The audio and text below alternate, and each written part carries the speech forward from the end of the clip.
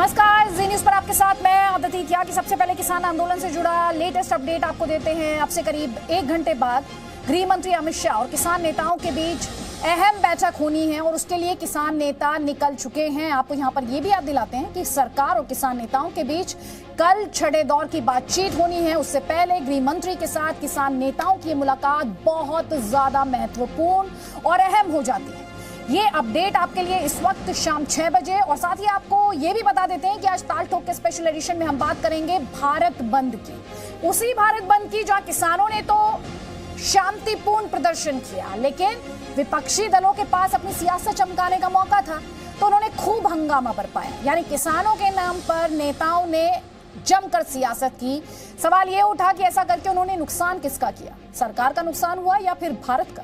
आखिर किसान आंदोलन के नाम पर ये सियासी रोटियां कब तक सेकी जाएंगी और कब तक बंद के नाम पर देश को इस तरह से नुकसान? ताल ठोक के स्पेशल एडिशन में सवाल यही कि बंद कब होंगे बंद, भारत बंद पर सियासी पाखंड क्यों, और बंद से किसको हुआ फायदा और किसको हुआ नुकसान, ये सवाल हम उठाएंगे। कई खास मेहमान हमारे साथ हैं, जल्दी से आपको बता देती हूँ। बीजेपी का पक्ष रखने के लिए हमारे साथ नुपुर शर्मा है, आम आदमी पार्टी का पक्ष रखने के लिए हमारे साथ राघव चड्ढा, स्पोक्स पर्सन समाजवादी पार्टी के घनश्याम तिवारी हमारे साथ, आरजेडी का पक्ष रखने के लिए मृत्युंजय तिवारी हमारे साथ हैं, और साथ ही सुनीत चोपड़ा लेफ्ट का पक्ष रखने के लिए हमारे साथ हैं। और किसानों द्वारा किस तरह से शांतिपूर्ण प्रदर्शन किया गया है उसकी तस्वीरें हम आपको दिखा रहे हैं, और लगातार तस्वीरें हम आपको वो भी दिखा रहे हैं जब लेफ्ट द्वारा ट्रेनों को रोका गया, जब दरभंगा में आरजेडी के कार्यकर्ताओं ने टायर जलाए, वो तस्वीरें भी हम आपको दिखा रहे हैं। और इसीलिए हम सवाल भी आपसे पूछ रहे हैं कि आखिरकार इस तरह के जाम से, इस तरह के प्रदर्शन से, इस तरह के प्रोटेस्ट से, इस तरह के भारत बंद से फायदा किसका हुआ? क्या हिंदुस्तान का, भारत का, देश का फायदा हुआ? ये अपने आप में बड़ा सवाल है। सबसे पहले राघव चड्ढा, आप ही से सवाल है, और आपसे सवाल ये, सोशल मीडिया पर इस वक्त इस बात को लेकर आपकी पार्टी पर, आम आदमी पार्टी पर आरोप लग रहे हैं कि आप तो सही मायने में बीजेपी की बी टीम है, और ऐसे आरोप इसलिए लग रहे हैं क्योंकि किसानों से ध्यान हटाकर आप लोग तो पूरा फोकस, पूरा ध्यान ले आए हाउस अरेस्ट पर, गिरफ्तारी पर। फायदा किसे हुआ, बताने की जरूरत है। आदिति जी, कांग्रेस सदैव से हमें बीजेपी की बी टीम कहती है, बीजेपी हमें सदैव से कांग्रेस की बी टीम कहती है। इन दोनों को एक दिन के चिंतन शिविर में जाना चाहिए दोनों पार्टियों को, और तय करना चाहिए कि आखिर हम बी टीम किसकी हैं, क्योंकि हम वास्तव में जनता की ए टीम है। जहां तक किसान का मुद्दा है और माननीय मुख्यमंत्री जी के हाउस अरेस्ट यानी कि नजरबंदी का मुद्दा है, ये दोनों जुड़े हुए हैं, अलग नहीं है। माननीय मुख्यमंत्री जी कल सिंघू बॉर्डर गए, आपने दिखाया, एक सेवादार की भूमिका में गए, वहां जाके सेवा करी। वहां से जब वापस लौटे तो उनके घर को एक छावनी में तब्दील कर दिया गया था, पूरी सड़क को ब्लॉक कर दिया गया था। मुख्यमंत्री जी को भी आने में इतनी परेशानी हुई, और उसके बाद उन्हें एक प्रकार से नजरबंद कर दिया, कोई व्यक्ति उनसे नहीं मिल पाया। हमारे मॉडल टाउन के विधायक अखिलेश प्रति त्रिपाठी कल मुख्यमंत्री जी से मिलने आए, उनको पुलिस ने घसीटते हुए बाहर किया, ना घर के अंदर जाने दिया। यहां तक कि घर के अंदर जो लोग काम करते हैं उनको भी नहीं जाने दिया। इसका केवल एक ही मकसद था कि मुख्यमंत्री जी, आज सुबह उनकी ये प्लानिंग थी कि वो बाहर निकलकर इस भारत बंद का समर्थन करें, किसानों के बीच जाएं, 1-1.5 घंटा उनसे बातें करें, उनके साथ अपनी सांत्वना दें, उनके साथ जमीन पर बैठें और उनसे चर्चा करें। हम राजनीति से उठकर वहां एक सेवा भाव से काम कर रहे हैं, जो आपका भी चैनल लगातार ये दिखा रहा है। आज मुख्यमंत्री जी ना जाएं, सिंघू बॉर्डर ना जाएं, किसानों के साथ अपनी संवेदनाएं, समर्थन ना व्यक्त करें, उसी के चलते आज उन्हें नजरबंद कर दिया गया। आज ये दोनों चीजें अलग नहीं है, एक ही है। लेकिन मैं बस इतना कहना चाहूंगा, आप हमें जितना हाउस अरेस्ट कर लें, जितना मर्जी नजरबंद कर लें, आप हमारे रिजॉल्व को, हमारी इच्छा शक्ति को और मजबूत करते हैं जब आप ऐसे ऐसे हम पर अत्याचार करते हैं। पहली बार देखा गया कि एक राज्य के मुख्यमंत्री को उसी की राज्य की पुलिस भाजपा के कहने पर नजरबंद कर देती है। बहुत ही दुर्भाग्यपूर्ण रहा, लेकिन कोई बात नहीं। हमने भाजपा के कई अत्याचार झेले, और हम जो झेल रहे हैं वो तो बहुत कम है। देश का किसान जो झेल रहा है, इस कड़कती ठंड में सो रहा है, वो तो हमसे भी ज्यादा झेल रहा है। आपने आरोप लगाए, अब जवाब लेंगे। नुपुर शर्मा हमारे साथ है। नुपुर शर्मा, नमस्ते अदिति जी। आप दिल्ली के सीएम पर ज्यादती कर रहे हैं, आप उन्हें घर में नजरबंद कर रहे हैं, वो आरोप लगा रहे हैं आप पर। नमस्ते अदिति जी, मैं ये तो बिल्कुल नहीं कह सकती, कतई नहीं कह सकती कि पहली बार देखा है कि दिल्ली के मुख्यमंत्री अपने ही खिलाफ धरने पे बैठना चाहते हैं, अपने ही खिलाफ बंद में जाके शामिल होना चाहते हैं। क्योंकि ये जो कानून पारित हुआ है, इसको सबसे पहले तो दिल्ली के मुख्यमंत्री ने ही 23 नवंबर को गजेटेड नोटिफिकेशन से नोटिफाई कर दिया था। अब इससे पहले राघव जी ये झुटलाए लोगों को भाई सेंट्रल लॉ था, नहीं, ये एंट्री 33 कॉन्करेंट के फार्म बिल्स है। इसमें प्रदेश या राज्य सरकार का उतना ही हक होता है कानून पारित करने का जितना केंद्र सरकार का होता है। तो अगर एमएसपी मुद्दा है तो आप जाके कानून बना लीजिए, आपको रोका किसने है। बहरहाल दिल्ली में कितने किसान है नहीं है सब जानते हैं, लेकिन ये पहली बार जरूर मैंने सुना है कि ऐसी नजरबंदी है कि सिंघू बॉर्डर से लौट के सीसीटीवी फुटेज है, किसी सरकार या किसी पुलिस के तहत दिया हुआ फुटेज नहीं है। उस सड़क का सीसीटीवी फुटेज बता रहा है कि सिंघू बॉर्डर के से लौटने के बाद वही मुख्यमंत्री अरविंद केजरीवाल रात को निकल के एक शादी ब्याह के कार्यक्रम में भी शामिल हो जाते हैं, रेडिसन होटल के अंदर बारात में नाच भी आते हैं। तो मैं तो इतना पूछना चाह रही हूँ कि आज ये नजरबंदी का ड्रामा है या फिर थक गए हैं कल के नाच गाने से, शादी से, शायद इसलिए आज आराम फरमा रहे हैं। हाँ, लेकिन जवाब दे दूंगा अदिति जी मैं ये भी कहना चाहूंगी, ऐसी बढ़िया नजरबंदी है कि अभी मैं अन्य चैनल पे सुन के आ रही हूँ कि उप मुख्यमंत्री मनीष सिसोदिया जी तो अंदर जाके मिल भी लिए। तो मैं इतना जानना चाहती हूँ कि हर किसी प्रोग्राम में अपने आप को प्रोटैगनिस्ट और विक्टिम कार्ड खेलने वाले अरविंद केजरीवाल जी कभी काम भी कर लेंगे। छठ पूजा पे कोरोना नजर आ गया, जवाब दे दो, जवाब देख रहे हैं बॉर्डर पे, साथ ही वो वीडियो जरा स्क्रीन पे लेके आए, वो वीडियो की तस्वीरें भी लेकर आए जिसमें वो शादी समारोह में शिरकत करने के लिए पहुंचे। राघव चड्ढा, आपका काउंटर। देखिए, आपके सामने दो फुटेज हैं, एक जो भारतीय जनता पार्टी कोई सीसीटीवी की फुटेज जारी करती है और दूसरी जो जी न्यूज के अपने कैमरे में कैद है। जी न्यूज का कैमरा माननीय मुख्यमंत्री जी के घर के बाहर था, मैं भी वहीं था, मैंने भी आपके चैनल पर साउंड बाइट दी और आपका चैनल ये दिखा रहा था आपके कैमरे में कैद, भाजपा के कैमरे में नहीं, आपके कैमरे में जो तस्वीरें कैद हुई उसमें यह दिखाया गया कि सांसद, मंत्री, विधायक सब मुख्यमंत्री जी के घर के बाहर बैठे थे, उनको अंदर नहीं जाने दिया रहता। नजरबंदी और क्या होती है, हाउस अरेस्ट क्या होता है कि आप किससे मिलेंगे किससे नहीं मिलेंगे ये आप नहीं तय करेंगे, आपका राइट टू फ्री मूवमेंट समाप्त हो गया, ये सरकार तय करेगी या राज्य की पुलिस तय करेगी। नजरबंद कर दिया। दूसरा विषय, एक मिनट मेरी पूरी सुन लीजिए। आप पहले पॉइंट पे काउंटर लीजिए, पहले पॉइंट पे मैं राघव जी आपको वापस फ्लोर दे दूंगी। मैं पॉइंट दर पॉइंट काउंटर चाहती हूँ, प्लीज दर्शकों को क्लैरिटी रहेगी, आपको बोलने के लिए ही बुलाया। मैंने स्टार्ट ही आपको मंच दिया ना, स्टार्ट में आपने एक पॉइंट उठाया। नुपुर शर्मा 30 सेकंड्स आपका काउंटर, वापस राघव चड्ढा।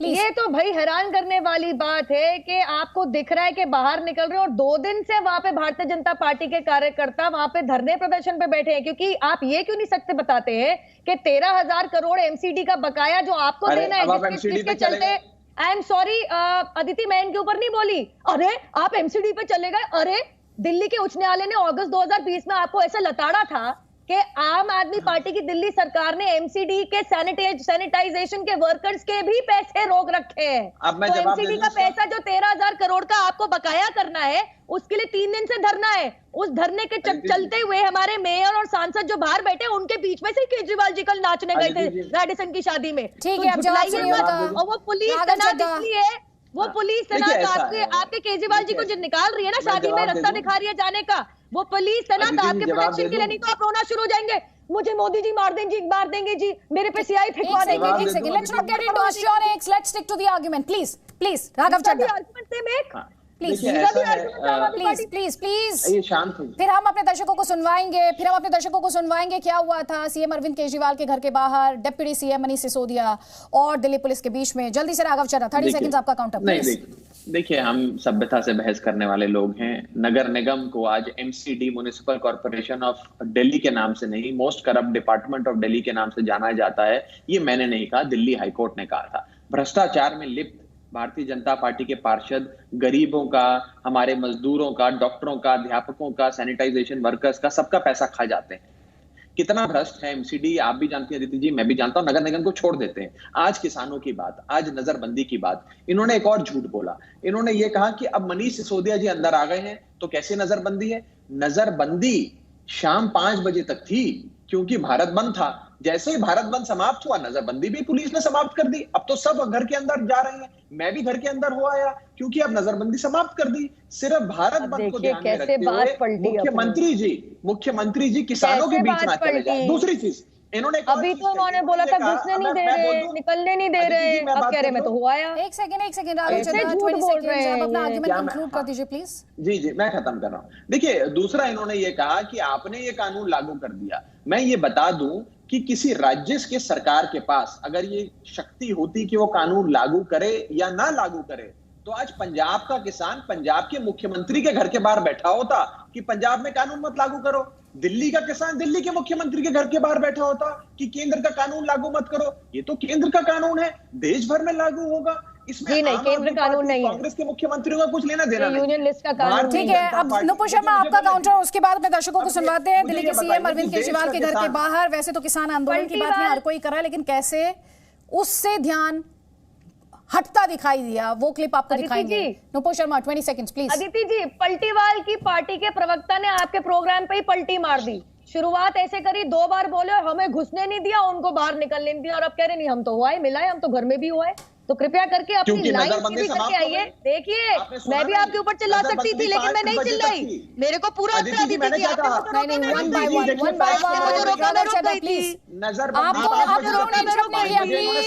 मैं अपना टाइम जाया नहीं करना चाहती, दर्शकों का टाइम है ये, प्लीज एक एक करके। Nupur Sharma 20 seconds please. बता दीजिए अगर मैं झूठ बोल रही हूँ। उन्होंने अपने पहले बार जो 2 उन्होंने कमेंट्स दिए उसमें बोला कि नहीं बोला कोई नहीं जा सकता, कोई नहीं आ सकता, वहां पे हमारे मुख्यमंत्री नजरबंद है, लेकिन अब बोल रहे कि नहीं मैं तो हो आया क्योंकि आपकी चोरी पकड़ी गई। और 5 बजे की पहले की न्यूज बता रही हूँ, वहां पे आपके मनीष सिसोदिया अंदर भी हुआ है, आपके सारे नेता अंदर गए हैं। कृपया करके झूठ मत बोलिए। और ये आप ये भी बता दीजिए ना साथ में, अगर आप इतना बड़ा झूठ बोल सकते तो ये सत्य बोलिए, क्योंकि ये आप झुटला नहीं सकते कि इन्हीं किसानों को बरगलाया आप जैसे लोगों ने, जो ये तक कहते हैं कि कोर्ट नहीं जा सकता। ठीक है, अब बीजेपी। और ये एक सेकंड अदिति जी, ये कॉन्करेंट लिस्ट है। इन्होंने झूठ बोला, ये सेंट्रल लॉ नहीं है। Central law entry 42 union list के तहत बनता, लेकिन ये एंट्री 33 कॉन्करेंट लिस्ट के तहत बना है, जिसमें राज्य सरकार का उतना ही हक है कानून पारित करने का। आप बरगलाते हैं हमारे बेचारे किसानों को, और आपने हुई बरगलाने का आरोप लगा रहे हैं, वो आप पर किसानों की जाति का आरोप लगा रहे हैं। तो ये तो हमने आपको पहला पार्ट दिखाया जो आज किसान आंदोलन के नाम पर हमने हाउस अरेस्ट और गिरफ्तारी को लेकर जिस तरह का माहौल बनाया गया उससे जुड़ी खबर दिखाई। अब आपको दिखाते हैं कुछ तस्वीरें कोलकाता से। तस्वीरें, जरा तस्वीरें लेकर आइए। किस तरह से ट्रेनों को रोका गया, रेलवे ट्रैक को जाम किया गया। देखिए, रेलवे ट्रैक को जाम किया गया, प्रदर्शनकारियों ने टायर जलाए, रेलवे ट्रैक पर बैठ गए कार्यकर्ता। सुनील चोपड़ा जी, ये कैसा प्रोटेस्ट था सर? इससे किसको नुकसान हो रहा था? सही है, ये किसको नुकसान कर रहा था? आप 2 चीजें भूल गए हैं। एक बहुत भारी चीज है जो आप भूल गए हैं कि किस तरह से बीजेपी के गुंडों ने पथराव किया जयपुर में कांग्रेस के दफ्तर पे इस बंद के विरोध में। पहली चीज ये सर, पहली बात सुनिए सर, आप सोचो जिसकी सरकार मैं सारे पैनलिस्ट से रिक्वेस्ट करना चाहती हूँ कि जरा निजी हमले ना करें, भाषा का संयम रखें और लड़ाई को तार्किक रखें। लड़ाई को तार्किक रखें और अपने दर्शकों को स्पष्ट करते हुए सस्ती भाषा, भाषा की मर्यादा का ध्यान न रखना, इस तरह की बातों को जो सपोर्ट नहीं करता है। हम पैनलिस्ट की राय को इंडोर्स नहीं करते। सुनील चोपड़ा जी, मेरा सवाल आपसे ये था सर, आप अगर भाषा के संयम के साथ मर्यादित तरीके से अपनी बात रखेंगे तो बेहतर होगा सर। ये जो हम अपने दर्शकों को दिखा रहे हैं, ट्रेनें रोकना, तीनों को सुन लीजिए सर। केपी कृष्ण प्रसाद और तीनों को दिल्ली के डिप्टी सीएम इस वक्त बोल रहे हैं। सुनील चोपड़ा जी, आपको फ्लोर दूंगी। उनको बाद में छोड़ा गया लाठीचार्ज के बाद।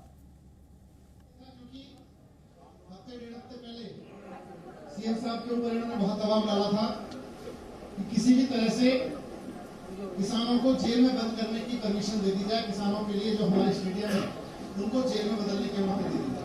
इनकी चाल ये थी, किसानों को ले आओ यहाँ और फिर पुलिस जो है उनको बंद कर जेल में डाल देगी और फिर अंदर से स्टेडियम में डाल देगी। लेकिन सारे दबाव के बाद भी सीएम साहब ने मना कर दिया कि हमारे स्टेडियम जेल में बनेंगे किसानों के लिए।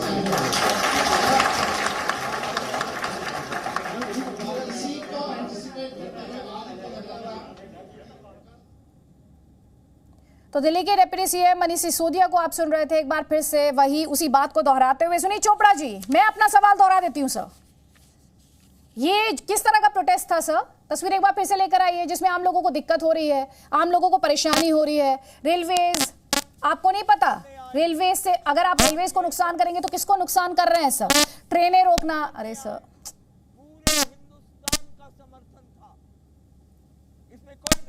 ऑडियो ग्लिच है, इसको फिक्स कराएंगे। मृत्युंजय तिवारी, आपकी पार्टी की तरफ से तो हमें ये बताया गया था, ये निर्देश दिया गया था कि जो पार्टी के वर्कर हैं वो पार्टी का झंडा लेकर ना जाए, लेकिन सर ये जो टायर जलाए गए, ये किस तरह का प्रदर्शन था सर? टायर जलाना,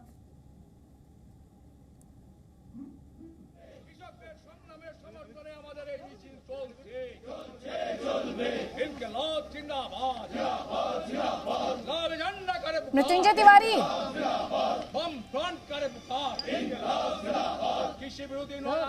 मृत्युंजय तिवारी आप तक आवाज पहुंच रही है? मृत्युंजय तिवारी तक आवाज नहीं पहुंच पा रही है। घनश्याम तिवारी हमारे साथ हैं। घनश्याम तिवारी जी, सवाल वही है, तस्वीरें हम लगातार दिखा रहे हैं, इस तरह के प्रदर्शन से, इस तरह के बंद से, ट्रेनों को रोकना, टायरों को जलाना, पब्लिक प्रॉपर्टी को नुकसान पहुंचाना, इससे किसका फायदा हो रहा है सर?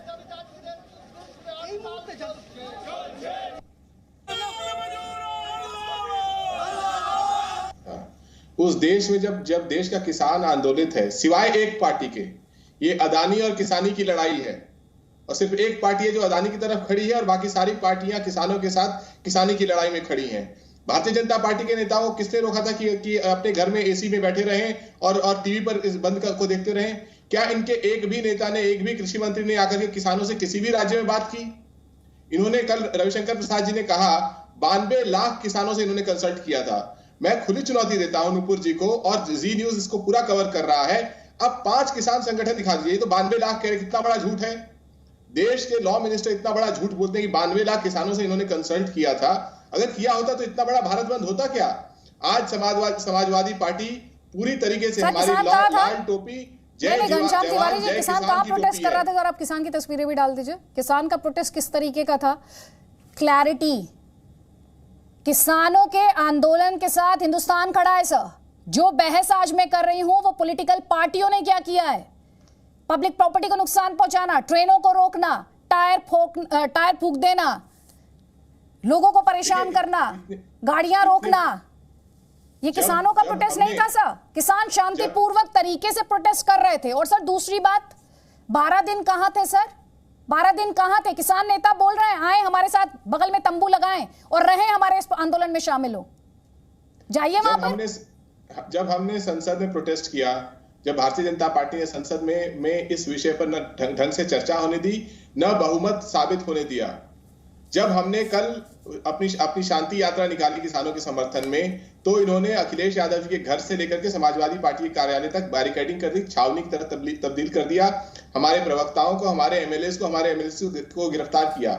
ये ब्रिटिश जनता पार्टी है, इनको न लोकतंत्र से लेना देना है, न किसान से लेना देना है। सर आप इंतजार कर रहे थे क्या कि भारत बंद का किसान ऐलान करेंगे, उसके बाद आप उस मौके का फायदा उठाएंगे? सर ये आरोप लग रहा है ना आप पर कि एक सिर्फ लोगों को बरगला सकते हैं। नहीं घनश्याम तिवारी जी, बरगलाने का आरोप तो आप पर भी लग रहा है, बरगलाने का आरोप आप पर लग रहा है, इस मूवमेंट को, इस आंदोलन को हाईजैक करने का आरोप आप पर लग रहा है, इस आंदोलन में किसानों के नाम पर राजनीतिक रोटी सेकने का आरोप आप पर लग रहा है। सर आपको उसका जवाब देना है सर। अनिल शर्मा उत्तर प्रदेश के मंत्री किसानों को गुंडा कहते हैं, अमित मालवीय किसानों को खालिस्तानी टेररिस्ट कहते हैं। जहां पर सर आप यहां पर तथ्यों को बहुत तोड़ मरोड़ कर पेश कर रहे हैं।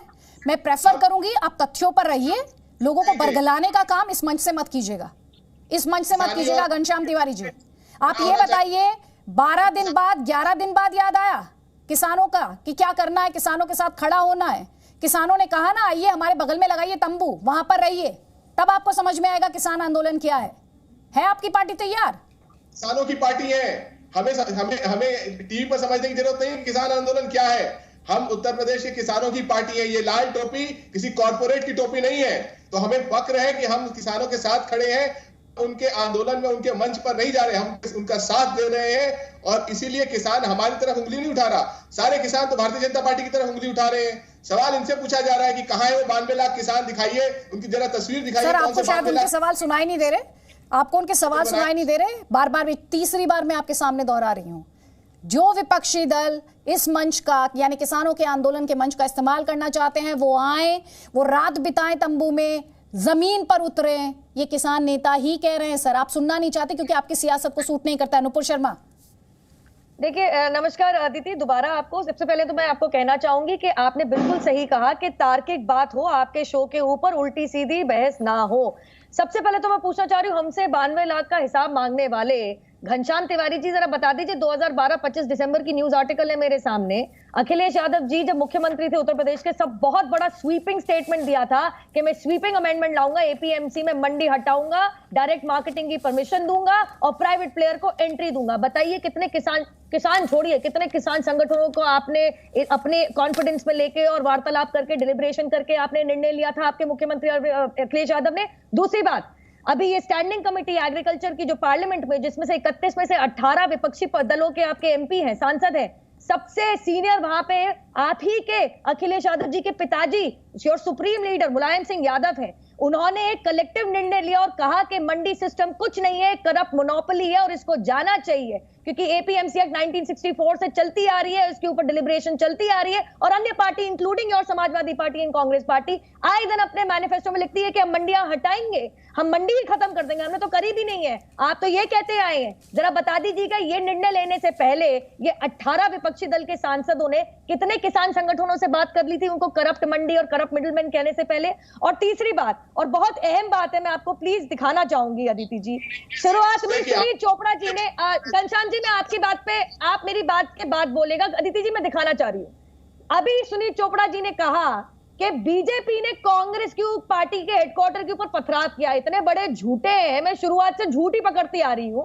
ये रहा न्यूज आर्टिकल जिसमें साफ लिखा है कि कांग्रेस पार्टी के कार्यकर्ताओं ने बीजेपी के हेडक्वार्टर जयपुर राजस्थान के अंदर घेराव करके पथराव शुरू किया और झड़प पड़ी वहां पे। पढ़ लीजिए इसको ध्यान से, अगर सुनील चोपड़ा जी अगर आप देख रहे हैं। एक बात सुन लीजिए, झूठ के पाव नहीं होते, ये कहावत बहुत बड़ी है। आप लोग जितने झूठ बोलेंगे, आप जितना बरगलाना चाहेंगे, उतना हम आपको पकड़े होंगे। रही बात खालिस्तानियों की, तो इस बात को झुठला दीजिए कि लंदन के अंदर इंडियन हाई कमीशन के बाहर खालिस्तानी फ्लैग क्या कर रहा था। दूसरी बात, दिलजीत दोसांझ खालिस्तानी है, उसके ऊपर केस करे। ये तो कांग्रेस के खुद के लुधियाना के सांसद रविंदर बिट्टू चाहते थे कि उनके ऊपर केस हो, क्योंकि वो एसजेएफ को और खालिस्तानी ताकतों का पक्ष रखते हैं। क्या दिलजीत दोसांझ वहां पे सिंगर कहलाते हैं? क्या करने गए थे वहां पे? नहीं, एक second Nupur Sharma, let's be very clear. नहीं, अब मैं डिबेट को हाईजैक नहीं होने दूंगी, प्लीज। इस बारे में किसी को कोई कंफ्यूजन ना रहे। किसानों के आंदोलन की बात कर रहे हैं, किसानों के हक की लड़ाई की बात कर रहे हैं, उनके समर्थन की, उनके सपोर्ट की बात करें, क्योंकि इस देश में जय जवान जय किसान कहा जाता है। ये देश इसमें यकीन करता है और इसको डिरेल करने की कोशिश नहीं होनी चाहिए नुपुर शर्मा, ना आपकी तरफ से और ना विपक्षी दलों द्वारा। इस पर सियासत होनी चाहिए, इस पर बहुत क्लैरिटी होनी चाहिए, इसमें कोई कंफ्यूजन नहीं होना चाहिए। राघव चड्ढा 30 सेकंड्स आप, घनश्याम तिवारी, उसके बाद सुनील चोपड़ा 30 सेकंड्स प्लीज। देखिए, मैं आपने बिल्कुल सही कहा अदिति जी, मैं आपकी बात का समर्थन करता हूं और पूछना चाहता हूं कि 22 साल का हमारा शहीद सुखबीर सिंह, तरन तारण पंजाब जिले का, वो 18 जे.एन.के राइफल रेजिमेंट में सर्व करते थे और देश के लिए आज से हफ्ता 10 दिन पहले उन्होंने शहादत दे दी सरहद पे। उनके पिताजी दिल्ली हरियाणा बॉर्डर पे बैठ के अपने हक की लड़ाई लड़ रहे हैं। क्या वो आतंकवादी हैं? क्या वो खालिस्तानी हैं? क्या वो गुंडे हैं? You are doing exactly what Nupur Sharma was trying to say. Please, आप लोग बख्श दीजिए इस देश के सैनिकों को। प्लीज, अपनी सस्ती सियासत के लिए आप मुद्दे पर रहिए। आप लोग किसानों के आंदोलन की बात करते हैं, आप लोगों के मुंह से तक 4 लाइनें नहीं निकल पाई ठीक तरीके से। किस मामले में सोल्यूशन कैसे आएगी सर?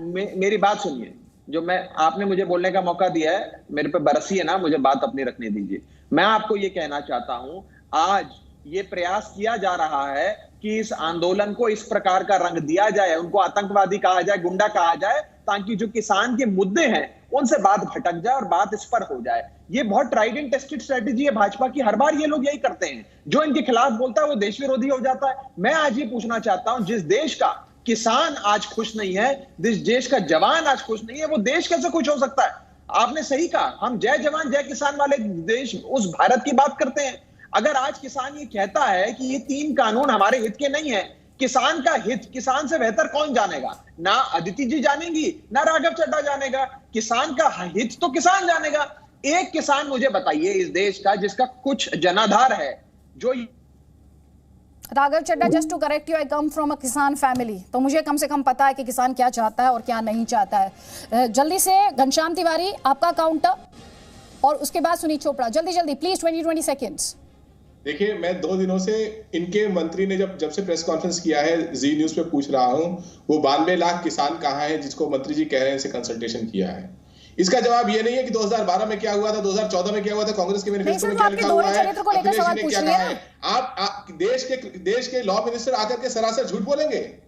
नहीं, उनका सवाल आपसे ये है आपके दोहरे चरित्र को लेकर। वो ये कह रही हैं, घनश्याम तिवारी जी प्लीज आराम से सुनिए मेरी बात, आराम से सुनिए। वो कह रही हैं जब आप सत्ता में रहते हैं तो वो कानून होता है, जब आप विपक्ष में चले जाते हैं तो वो काला कानून हो जाता है। झूठ बोल रही है, सरासर झूठ, अपने मंत्री की तरह झूठ बोल रही है। मैं झूठ बोल रही हूँ? अच्छा, अगर मैंने दिखा दिया आपको वो आर्टिकल तो आप माफी मांगेंगे, आप ऑन एयर माफी मांगेंगे मुझसे। आप पहले ही सुन लीजिए, अगर मैंने वो कानून अगर आपको दिखा दिया, मैंने अगर आपको वो आर्टिकल दिखा दिया, आप माफी मांगेंगे चैनल पे। अदिति, इनसे साफ मैं बात कर रही हूँ ये बात। मैं इस चीज को इतना लाइन डाउन नहीं जाने दूंगी। ये लीजिए आप, इंडियन एक्सप्रेस का 25 दिसंबर 2012 का आर्टिकल है। की समझ नहीं है या आपको आप माफी मांगेंगे। घनश्याम, आप झूठे हैं। पढ़ लीजिए, UP set to unveil new marketing plan for farm sector, ध्यान से पढ़ लीजिए। Akhilesh Yadav set to make sweeping amendments, ध्यान से पढ़िए इसको, sweeping amendments to APMC act to allow direct marketing. आप माफी मांगेंगे घनश्याम। महा झूठे, धकोसलेबाज, धोखेबाज तो समाजवादी पार्टी है। इस तरीके से बात मत कीजिए, तार्किक तौर पर बात कीजिए। देखिए, सिंघू बॉर्डर से लाइव तस्वीरें हम अपने दर्शकों को इस वक्त दिखा रहे हैं। मशाल मार्च की तस्वीरें इस वक्त आप अपने स्क्रीन पर देख रहे हैं।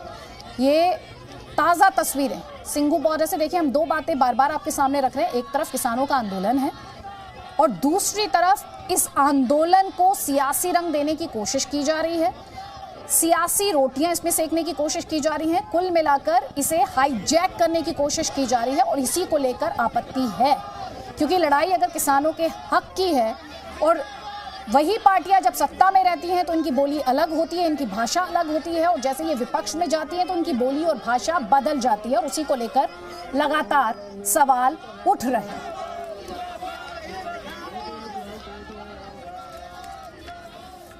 Presenting B News app, available on Google Play and App Store. Download it now.